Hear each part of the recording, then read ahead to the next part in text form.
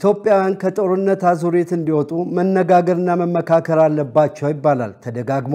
ይህ በምክንያት ነው ውረድ እንውረድ መባባሉ ተደጋግሞ ታይቷል። አዋጭም ተመራጭም አይደለም። እንደ ሀገር ወደ ኋላ ነው የቆተተን፣ እንዳናደግ ነው የቀየደን። ለዚህ ሩቅ መሄድ አያስፈልግም። በምግብ ሰበብ ራሳችንን መቻል ስላቃተን የእርዳታ ጠባቂው ቁጥር ከፍተኛ ነው። ይህንን ነው መለወጥ መቀየር ያለብን። ይህን ለማድረግ ደግሞ መነጋገር መመካከር በቂ ነው። በንግግር በውይይት ችግር ይፈታል። ያ ብቻ አይደለም፣ ሁሉም የመደመጥ ዕድል ያገኛል። አገርን ወደፊት ለማስኬድ በዚህ መንገድ የሰሩ ሀገራት አሁን ላይ ከፊት ናቸው። ኢትዮጵያውያንም ይህንን ልምምድ እንድናዳብር እየተባለ ነው። ጠቅላይ ሚኒስትር ዶክተር አብይ አህመድ ከተለያዩ ማህበረሰብ ክፍሎች ጋር እየተወያዩ ነው። ከንግዱ ማህበረሰብ፣ ከኪነ ጥበብ ባለሙያዎች፣ ከመምህራን ጋር ተወያይተዋል። ሌላው ከቀናት በፊት የተደረገው ውይይት ደግሞ ከመላው ኢትዮጵያ የተውጣጡ የተፎካካሪ የፖለቲካ ፓርቲ ተወካዮች ጋር ነው።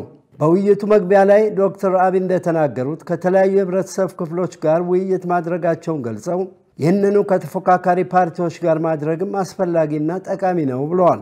ትኩረት ቢሰጣቸው ብንነጋገርባቸው መፍትሄ ቢበጅላቸው የሚባሉ ጉዳዮች ተነስተው እንድንመክርበት ነው ብለዋል። አክለውም ሐሳብ በተደራጀ መንገድ እንዲህ በማሰባሰብ ለቀጣይ መስራችን እንደ ግብዓት እንጠቀምበታለን ብለዋል።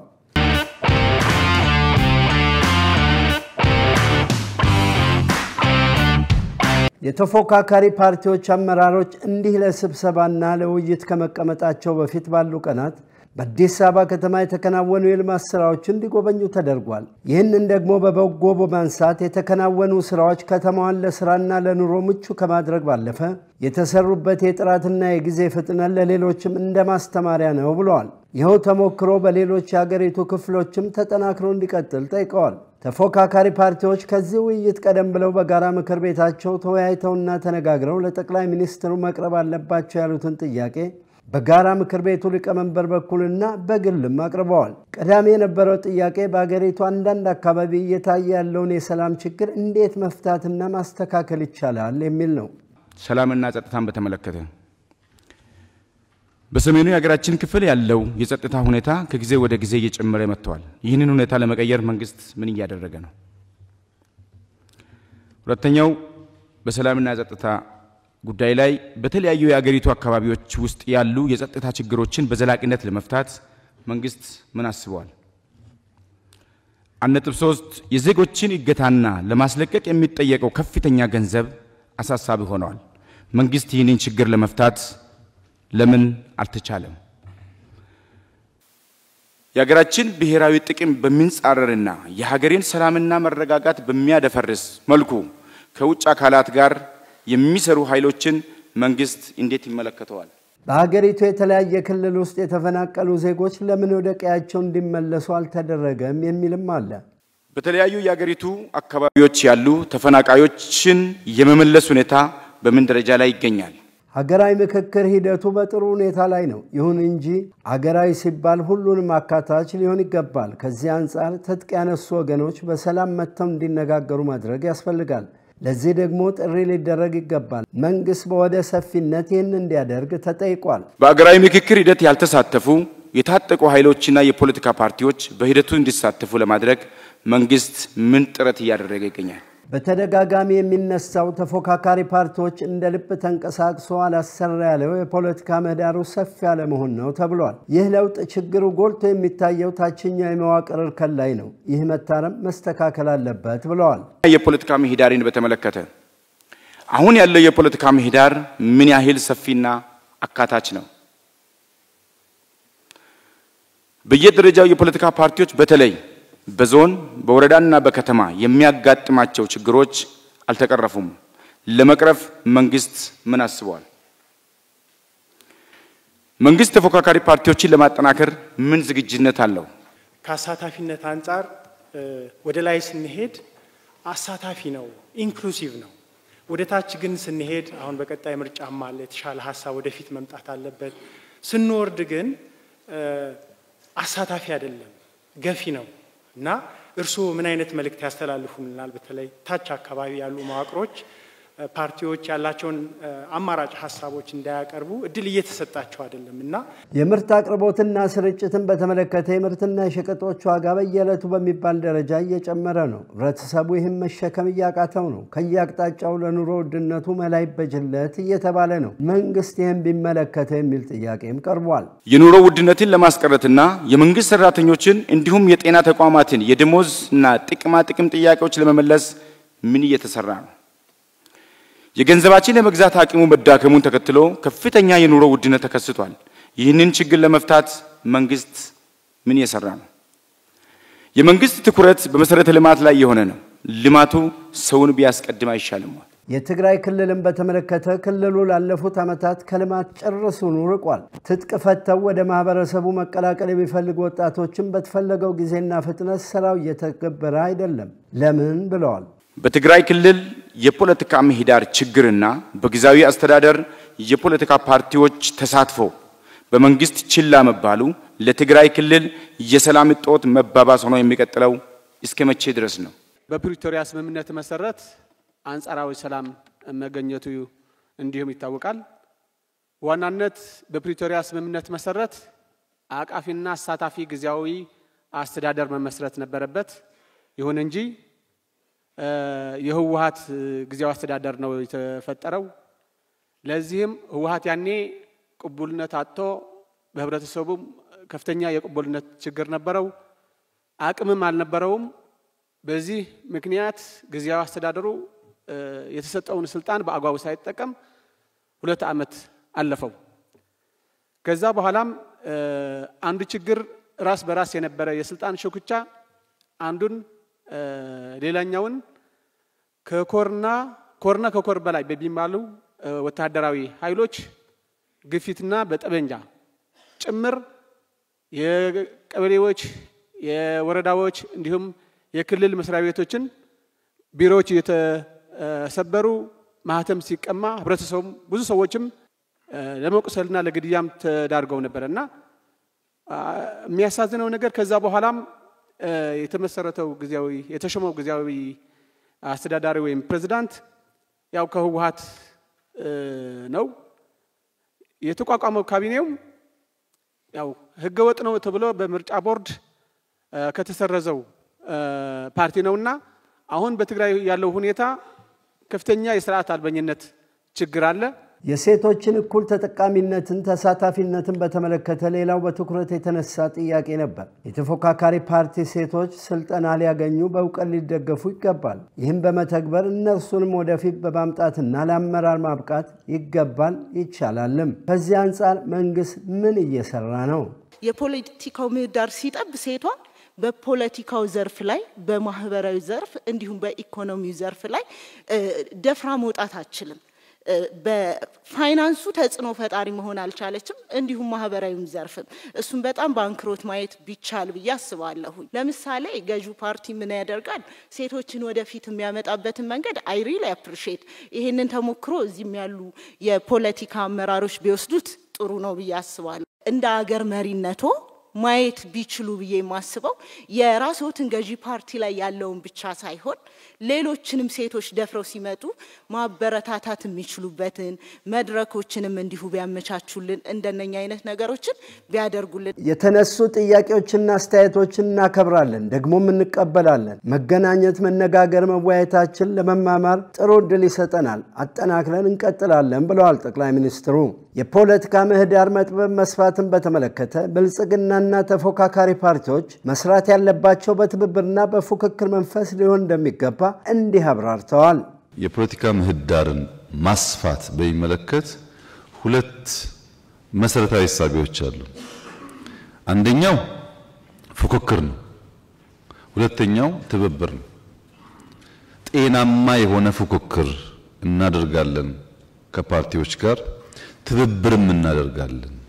ፉክክር ብቻ ከሆነ ወደ አጽናፍ ይወጣ ወደ ግጭት የሚያመራ ወደ ጸብ የሚያመራ የማያግባባ ስለሚሆን መተባበር በሚገባን ጉዳይ እንተባበራለን፣ ልንፎካከርባቸው በሚገቡ ጉዳዮች ደግሞ እንፎካከራለን።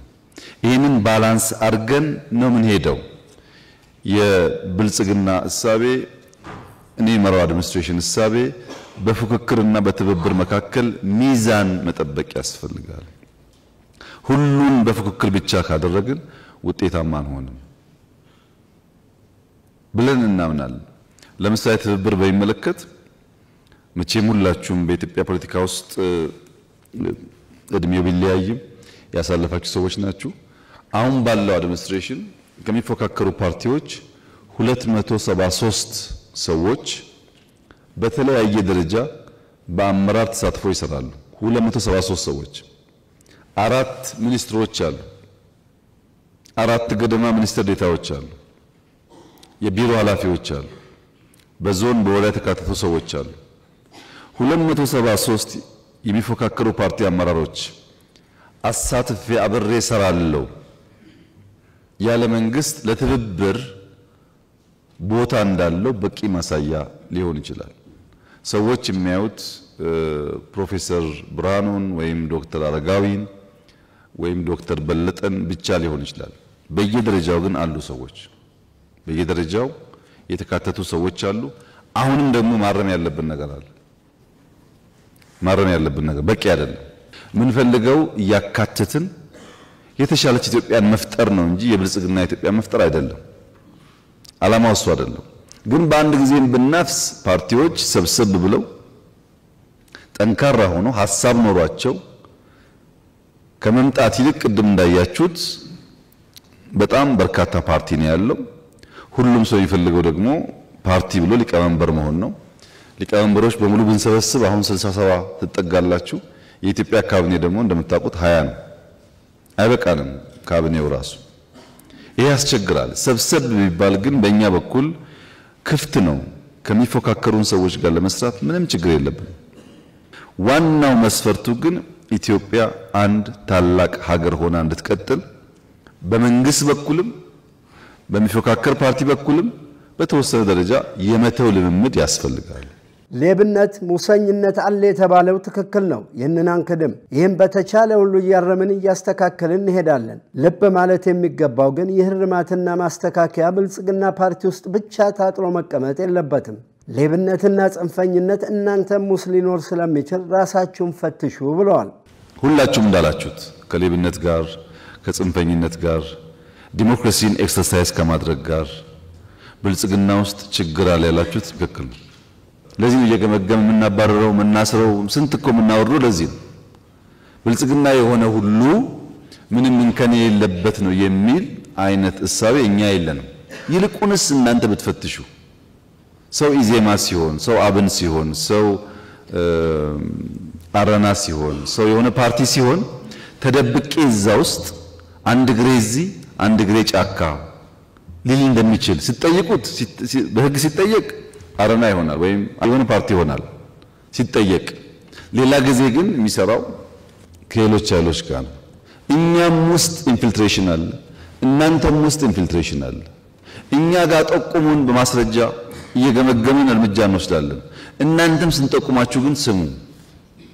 እናንተም ስንይዝባችሁ ግን ለመፈተሽ ዝግጁ ሁኑ። ለዛ ለመፈተሽ ዝግጁ ካልሆናችሁ በቀር ምን ፈልገው ነገር አናመጣም። የከበደንን ነገር ማወቅ አለብን። ቀላሉን ነገር ሳይሆን የከበደንንና ማድረግ ያለብንን ነገር ማወቅ ያስፈልጋል። ትልቁ በኢትዮጵያ ለሰላም መታጣት መንስኤ የሚሆነው ፍላጎትን በኃይል ማስፈጸም ኋላ ቀር የሆነ አባዜ ነው ብለዋል። ከዚህ መላቀቅ ብንችል ፍላጎትን ከተመንጃ ይልቅ በምክክር በንግግር በውይይት ብናደርግ ዘላቂ ሰላም ይረጋገጣል። ለዚህ ደግሞ እናንተም በባለቤትነት አግዙ ብለዋል። ሰላም በሚመለከት ብዙ ሐሳብ አንስታችኋል። ሰላም ቢመጣ ብትሰሩበት ይበልጥ ብትጥሩ ብላችሁ ለሰላም ያላችሁን ጉጉት በአክብሮት ነው ማየው። በተለይ ሁላችሁንም ሳይሆን ከልባችሁ ሰላም የምትመኙ እና ኢትዮጵያ ሰላማዊ እንድትሆን የምታስቡትን በአክብሮት ነው ማየው። አንዳንዶቻችሁ ደግሞ ከምትጠይቁኝ ከኔ በላይ አክሰስ ላላችሁ ከኔ በላይ ስለምትወዳጁ ከነሱ ጋር ለመመክራችሁ አትመልሷቸውም። እኔን ከመጠየቅ እነሱን ተበቃችሁ ብትሉ አይሻላችሁም ወይ የምትባሉም አላችሁ ማለት ነው። ኢትዮጵያ ውስጥ ያለው የሰላም ችግር መነሾ ፋውንዴሽኑ ግን ምንድነው ያላችሁ እንደሆነ ፍላጎትን በኃይል የማስፈጸም ኋላ ቀር እሳቤ ነው። ያ ፍላጎት ፖለቲካም ሊሆን ይችላል፣ ያ ፍላጎት ኢኮኖሚ ሊሆን ይችላል። ልክ ሲፈልግ ሰውየው ፖለቲካ ካላነገትኩ በስተቀር ክላሽ ፍላጎቴ አይሳካልኝም ብሎ ያስባል። ጥቅም ከሆነም ፖለቲካውን ሸፍኖ ካላገትኩ በስተቀር በክላሽ ብሎ ያስባል። ይሄ ፍላጎትን በኃይል ለማስፈጸም የሚደረግ ጥረትና ሙከራ ብዙ ዋጋ እያስከፈለ ነው።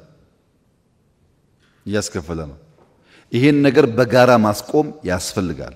በትግራይ ክልል ተፈናቃዮች ወደ ቀያቸው እንዲመለሱ መንግስት ይፈልጋል። ለዚህም ጠንክሮና አምርሮ እየሰራ ነው። ነገር ግን ተፈናቃዮችን የፖለቲካ መጠቀሚያ ለማድረግ የሚፈልጉ ወገኖች እንዳሉም ሳይዘነጋ ከዚህ ባለፈ የትግራይ ጉዳይ በእጅጉ ያሳስበናል ብለዋል። ትግራይን በሚመለከት በርካታ ጉዳይ ተነስቷል። በመጀመሪያ የተፈናቀሉ ሰዎች መመለስን በሚመለከት 100% ዝግጁ ነን። እኛ 100% ነን። ራያ እኮ መልሰናል። ራያ ተመልሰዋል የተፈናቀሉ ሰዎች። ወልቃይትም እንደዛ አይነት ፍላጎት ነው ያለን። ከጊዜያዊ መንግስቱ ጋር የተነጋገርን ነው። በእኛ በኩል እነዚያ ዜጎች ለፖለቲካ ፍጆታ መጠቀሚያ ሳይሆኑ ቦታቸው ቢመለሱ ከማንም በላይ ኢትዮጵያ ታተርፋለች። በእኛ በኩል አንዴ አይደለም 10 ጊዜ ነው እቅድ ያወጣነው እና የትግራይ ጉዳይ ብዙ የማይገደን ማያሳስበን አይምሰላችሁ። ያስጨነቀን ጉዳይ ግን በግልጽ እንድታቁት ትንሽ ዘመን ተቀይሯል። የዛሬ 4 ዓመት 5 ዓመት የነበረን የውጊያ አቅም የነበረን ቴክኖሎጂ እና ዛሬ ትንሽ ይለያያል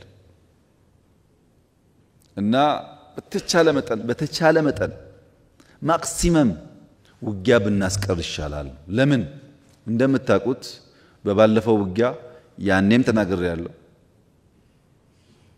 ከትግራይ ወጣቶች ከትግራይ እናቶች በላይ የተጎዳ ሰው የለም እና የሚያስገድሉ ሰዎች ይፎክራሉ። እንደምታቁት አስገዳዮች ይፎክራሉ። ሟቾች ግን ጉዳዩን ሳያውቁ ይጠፋሉ።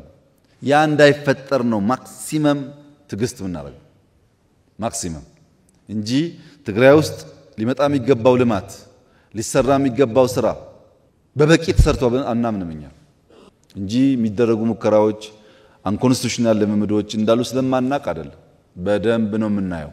እውነት ለመናገር በሎ ኢንፎርስመንት ኤጀንሲስ በጣም ከፍተኛ አቅም ኢትዮጵያ እየገነባች ነው። እኛ ያን የምንገነባው እንዳያችሁት ዓለም አስጊ ስለሆነ ነው። ሰርቫይቫል አደገኛ እየሆነ ስለመጣ ነው። ይሄንን መመንዘር ላይ ግን 10 ጊዜ ማሰብ ያስፈልጋል። በማህበራዊ ዘርፍ ተጨባጭ የሆኑ ለውጦች እየተመዘገቡ ነው። ሴቶችን ወደፊት ለማምጣት በርካታ ስራዎች እየተሰሩ ነው። ነገር ግን በተፈለገው ልክ ላይሆን ይችላል። በዚህ ላይ በቀጣይ ጠንክረን እንሰራለን ብለዋል።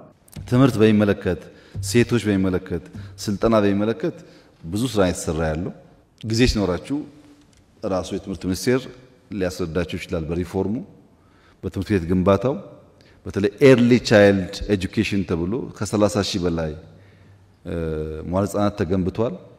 ሰፊ ስራ ነው የሚሰራው። ግን ይሄ ኢንቨስትመንት ኦቨርናይት ውጤት የሚያመጣ አይደለም።